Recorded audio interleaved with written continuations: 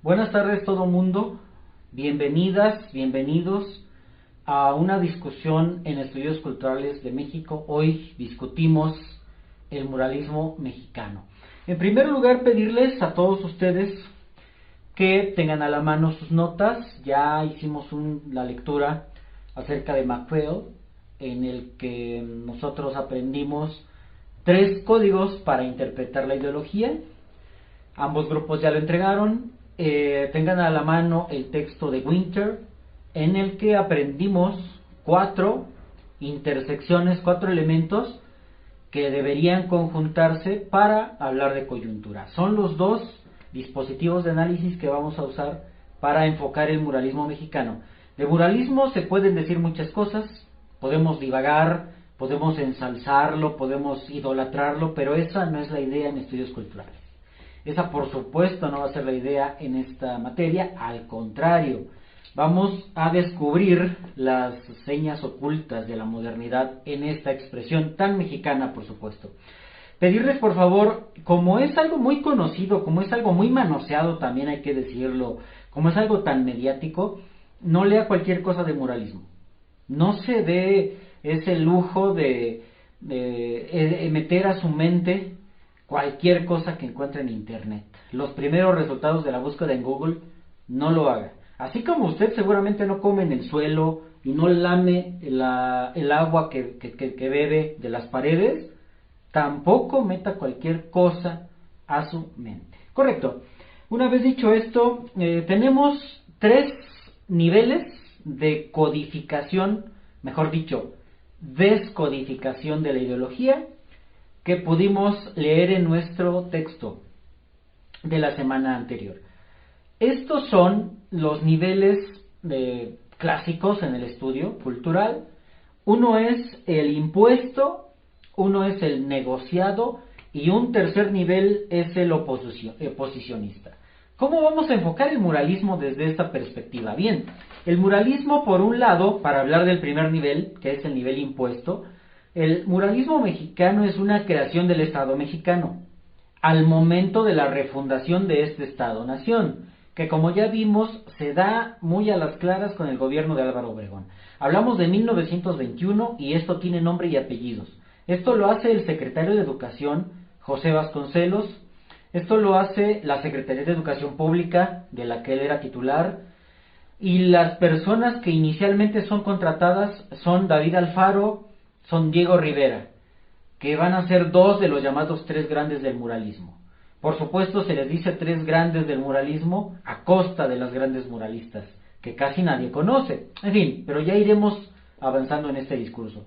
Entonces, a nivel de una ideología impuesta, el muralismo refleja, es decir, la pared que va a ser decorada en espacios públicos, por supuesto, refleja una ideología, refleja ya un mensaje que el Estado-Nación Mexicano quiere difundir entre la población. Una población generalmente analfabeta, ¿sabes? Una población diezmada, una población no solamente poco educada, sino mal nutrida, una población que había sufrido el trauma de una guerra. Es terrible una guerra, y el país buscaba levantar la cabeza después de todo esto. Por eso se pidió que en la pared se pintara el acto heroico indígena, se pidió que en la pared se pintara la vejación española, pero que de estas 2 grandes fuerzas contrarias, algo muy dialéctico, ¿sabes?, surgía una raza de bronce. Mira nuestra piel, ¿no? Una raza de bronce destinada, llamada por el destino patrio, por el destino histórico, a ser la mejor del planeta. Tenías que darle un sentimiento de orgullo a las personas que creían que éramos de lo peor, que salían de una guerra, que estaban deprimidos, que no tienen ninguna esperanza en el futuro. El muralismo mexicano cumple esta función. Mucho se ha dicho que la gente era analfabeta, entonces que iba a los muros a aprender. También hay que decir que el muralismo está en las grandes ciudades. La gente de los pueblos básicamente no tuvo ni ha tenido acceso a estas obras maestras que siguen en el Palacio Nacional, que siguen en el centro escolar no sé qué. Yo te pregunto si hoy tú, en el año 2020 que estamos, conoces el Centro Escolar Revolución, o cuántos de nosotros hemos ido al mercado Abelardo L. Rodríguez, donde están los murales de las Greenwood. Es relativo, es más bien una falacia esto de que los murales educaron al pueblo, no es cierto, pero sí reflejan la ideología del Estado-Nación mexicano. El siguiente nivel de análisis es el negociado, y este tiene que ver con los medios de comunicación. En este momento, en los años 20, el país no tenía ni para comer, menos vas a tener para una radio, de la tele ni hablamos, no era su momento, el cine estaba despuntando, pero en el país no había dinero para esto. Lo que medianamente tenía un impacto mediático era la prensa, y solo entre la gente que sabía leer. Por supuesto que en esta época, si no sabías leer, había quien te leía la noticia, había quien te leía la información, y medianamente tenías una idea de lo que decía el periódico. Pero ni había tantos periódicos, ni llegaban a tanta población, y la mayor parte no sabía leer. Así que el alcance mediático, es decir, el nivel negociado de este discurso que nos da el muralismo mexicano es muy relativo en México en esa época. Básicamente nulo.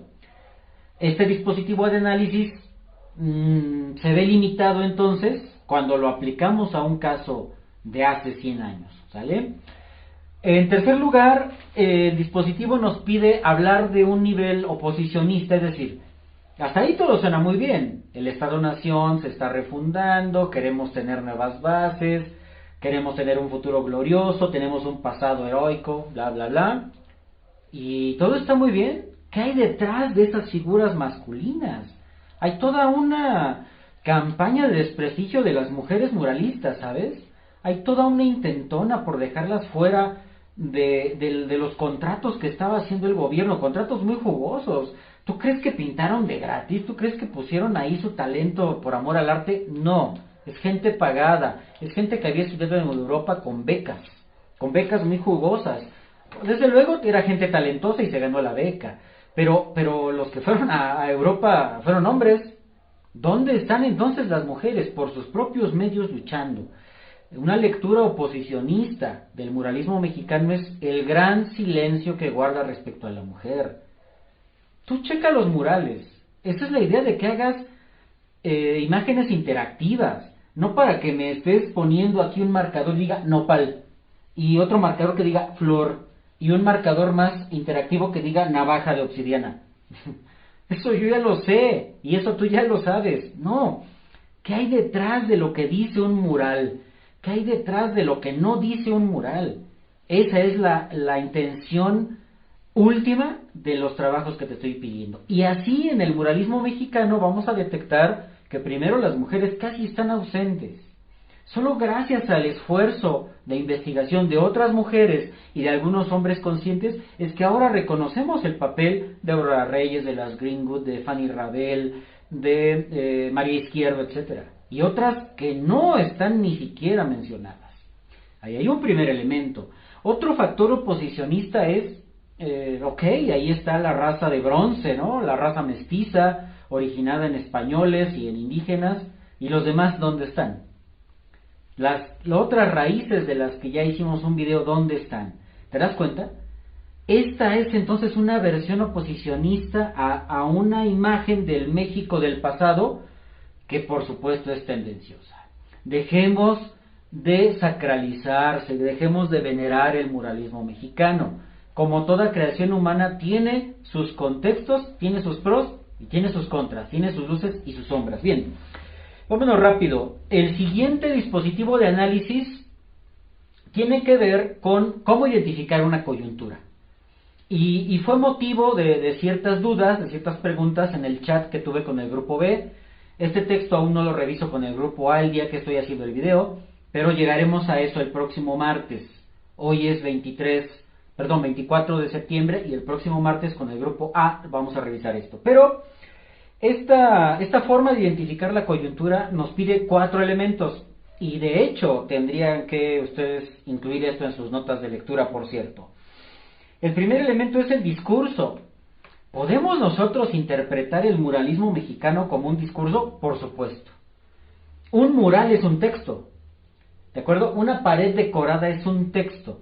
Por supuesto, no vas a encontrar palabras, no necesariamente, pero es un texto de otra índole, es decir, tiene una trama, tiene una urdimbre, nos quiere decir algo, tiene un significado profundo, tiene iconografía, estos elementos, y tiene iconología, el significado profundo de los mismos. Por lo tanto, sí es un discurso, y es un discurso indigenista, es un discurso nacionalista, y es un discurso que buscaba dar realce a una raza que estaba tendida después de una guerra de 11 años. Entonces, como coyuntura, ¿el muralismo funciona? Por supuesto. Y ahí están las características del discurso que enarbola. El segundo elemento de análisis son las prácticas. Para que podamos hablar de una coyuntura, el muralismo tendría que estar internalizado en las prácticas, pero no solo de los pintores, en las prácticas de la sociedad, en las formas de vida. A eso nos referimos con prácticas sociales, ¿sabes? La gran pregunta aquí, ¿el muralismo refleja el modo de vida de los mexicanos del momento? Es decir, de los años 20 o del momento en que se pintaron los murales. Me temo que no. Al menos no este muralismo naif, es un término artístico, naif, ingenuo, heroico, idealizante, no tiene mucho que ver con lo que está viviendo el mexicano y la mexicana promedio de los años 20. Tendremos que esperar a que llegue ese otro muralismo comprometido socialmente. Piensa en la minería de Greenwood, piensa en la industrialización del campo de Greenwood, por cierto son las dos mujeres. Tendríamos que esperar a este muralismo para que entonces podamos hablar de que la pared refleja lo que está viviendo el minero, lo que está viviendo el campesino en México. El primer muralismo, insisto, que idealiza un pasado, que idealiza al indio muerto, pero desprecia al indio vivo, no tiene que ver con la vida real. Mucho ojo. El siguiente elemento es una tecnología de poder. Y ya hablamos de que no había demasiados medios electrónicos, no había muchos medios masivos al alcance en esa década de los 20. Por supuesto, en 1921 no lo sabía. Al final de la década, cerca de la Gran Depresión, claro que ya lo sabía, pero no en este momento. Y esto entonces implica que la tecnología al servicio del poder solamente podría ser la prensa o el libro de texto. Es en este momento cuando empieza a surgir la idea de un libro de texto gratuito, como hasta la fecha existen. Una versión de la historia, de la lengua materna, del civismo, una de la ciencia social, una sola para todo el país y que se lo regales tú al niño, para que no tenga que ir a la librería a comprar a ver de dónde saca la información. Esa es la tecnología disponible en el momento, pero ya dijimos en el análisis anterior que no tuvo un gran impacto debido a que la mayor parte de nuestra población era analfabeta y los medios realmente eran limitados. Así que el muralismo no tuvo un gran impacto a este nivel de tecnología de poder, ¿correcto? Están allí, tienen su mérito, pero no tuvo un gran alcance para todos y todas las mexicanas. Finalmente, preguntarnos en el cuarto elemento de análisis si es que el muralismo mexicano se inscribió de alguna manera en el día a día de las personas. Si es que las personas consideraban lo que veían en un mural como estos como parte de su vida diaria. Y me temo que también aquí la respuesta sería negativa. En la medida en que no muchos los vieron, en que no muchos los disfrutaron, en la medida en que no muchas personas llegaron a estar frente a una obra de arte como estas, pues tampoco fue parte de su vida. No logró tener un impacto profundo a ese nivel. Como se pueden dar cuenta, hay muchas maneras de enfocar el arte. Especialmente esta forma de arte mural en México tiene muchas aristas, tiene muchos aspectos bien interesantes. Hoy con este dispositivo de análisis, con estos dos dispositivos de análisis, he querido mostrarles que se puede enfocar la obra de arte desde muchas perspectivas, no solamente desde la técnica, no solamente desde el año, no solamente desde su mérito artístico o cultural, sino sobre todo y lo más importante, cuál es su raíz, su contexto y su impacto social. Con esto cierro, vamos a seguir platicando, vamos a seguir ahondando en todo esto. Agradezco mucho su atención, dejen comentarios inteligentes como acostumbran los dos grupos y nos veremos en una próxima entrega de Muralismo Mexicano. Hasta la próxima.